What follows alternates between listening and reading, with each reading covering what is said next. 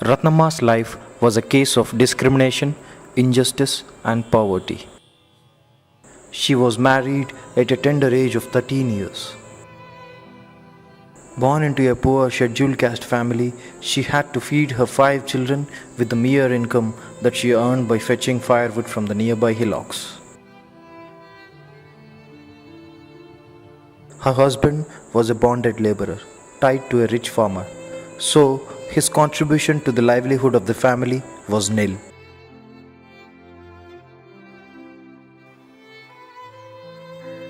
Ratnamma had to work from dawn to dusk, fetching the firewood to sell to the villagers in weekly fare.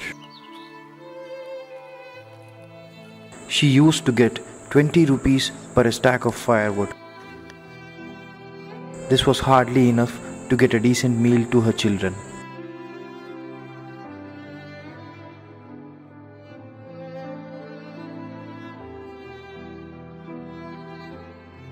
Her husband, who was working for the landlord to clear the debt, would rarely show up at home. She had no answer when the kids asked about the absence of their father in the house. The loneliness used to haunt her, and she endured all this in silence. Having 4 daughters was seen as a curse among the relatives who always talked ill of her. It was this humiliation that hurt Ratnamma more than the poverty she was in. In those days, none of her children were in school. Ratnamma's eldest daughter worked in cotton farms at a tender age of 12 years. She often fell sick because of the chemical fumes she inhaled in the cotton farms. The evil of untouchability was rampant in the village. Poor people were not allowed to pass through the village with footwear. Local hotels used to maintain separate glasses for the lower caste people. When thirsty, water was not given in glasses.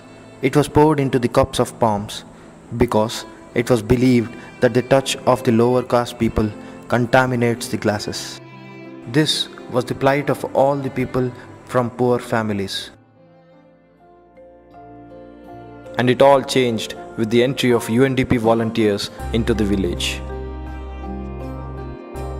In the year 1995, a group of UNDP volunteers reached the village to identify the poor as a part of South Asia Poverty Alleviation Program. Ratnamma was spotted by this group, which encouraged her to join self-help groups. The question faced by Ratnamma was that what she could do in a thrift group when her entire earnings was not enough to have a proper meal a day.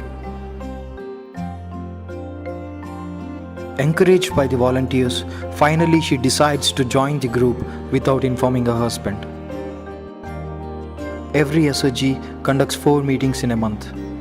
Members of the group discuss the day-to-day problems of their families and try to find solutions.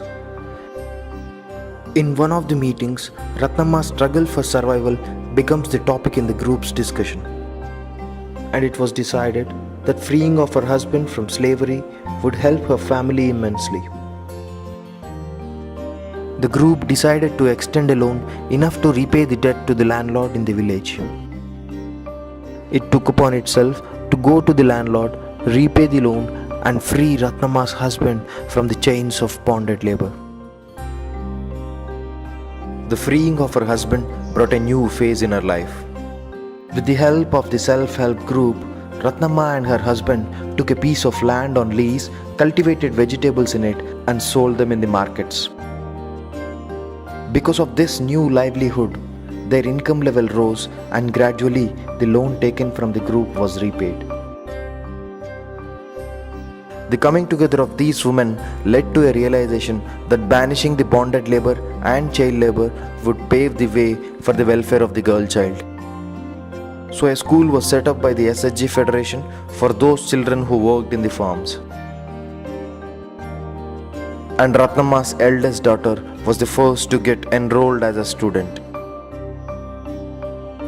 It took great courage for Ratnamma to resist the pressure from the members of the caste and relatives who opposed the enrollment of her eldest daughter in the school. She was a pioneer in promoting girl-child education in that village. Later on, 50 poor families in that village followed her and sent their children to the child labor camp. Ratnamma wonders that how 3 daughters of a poor, once untouchable woman have completed general nursing. అమ్మాయిని అలాగా చదివించినందుకు ఇప్పుడు నేను గౌరవంగా మీ ఎదుట నేను చెప్పగలుగుతున్నానంటే నా బిడ్డలకి 2 బిడ్డలకి గవర్నమెంట్ జాబ్ వచ్చింది.